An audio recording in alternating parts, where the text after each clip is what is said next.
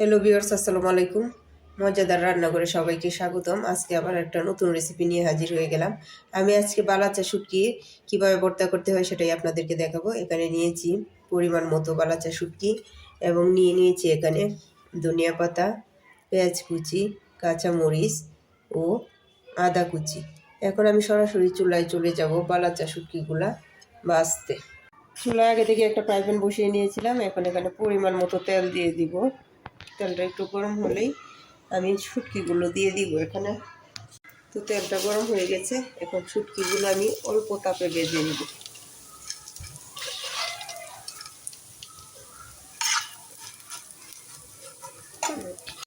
তো শুটকিটি ভাজতে আমার 3 থেকে 4 মিনিটের মতো সময় লাগছে। এভাবে নেড়ে চেড়ে সবগুলো শুটকি আমি ভেজে নিয়েছি। এখন আমি শুটকিগুলো নামিয়ে নিব।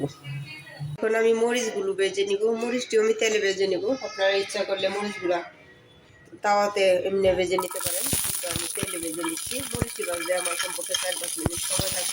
তো আমি এগুলা পাটা শিলে বেটে নিব। মরিচটি আমি শিল দিয়ে এভাবে বেটে নিব। আপনারা ইচ্ছা করলে হাত দিয়েও চটকিয়ে নিতে পারেন, কিন্তু আমি শিল পাটায় বেটে নিচ্ছি যাতে মরিচটা মিহিন হয়ে যায়। নাহলে হাত দিয়ে চটকায় নিলে মরিচের কুসাগুলো আস্তে আস্তে থেকে যায়। এখন আপনাদের যার যার খুশি মতো ভর্তাটা করতে পারেন। আমার কাছে পাটা শিলে ভর্তাটা করলেই বেশি ভালো লাগে। আপনারা যার যার খুশি মতো করতে পারেন। শুটকিগুলোও ঠিক একই নিয়মে হালকা একটু বেটে নিব, বেশি দিব না, কারণ বেশি দিলে শুটকিগুলো মিহিন হয়ে যাবে। অল্প একটু সামান্য শিল দিয়ে শুধু গড়িয়ে নিব, বেশি ভাঙবো না।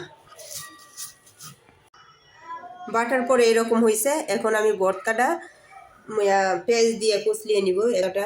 এই বাটিতে আমি পেঁয়াজ দিয়ে দিয়েছি, আর দিয়ে দিব এখানে পরিমাণ মতো লবণ। লবণটা আপনাদের স্বাদ মতো যার যার ইচ্ছা মতো দিতে পারেন। এখন পেঁয়াজগুলা ভালো করে লবণের সাথে মিশিয়ে নিব, ভালো করে চটকিয়ে নিব যাতে ভর্তাটার সাথে মিশে যায়। এখন পেঁয়াজের সাথে দিয়ে দিব আদা কুচি ও ধনিয়া পাতা। সবগুলো উপকরণ একইভাবে মিশিয়ে নিব। ধনিয়া পাতাগুলো ভালো করে চটকিয়ে নিব যাতে ভর্তার সাথে মিশে যায়।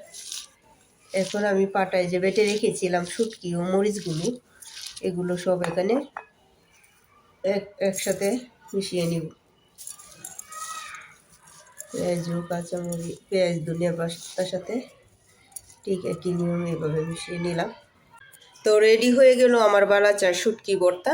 ভালো লাগলে আমার রেসিপিটি আমার পাশে থাকবেন এবং আমার চ্যানেলটা সাবস্ক্রাইব করে পাশে থাকবেন। আল্লাহ হাফেজ।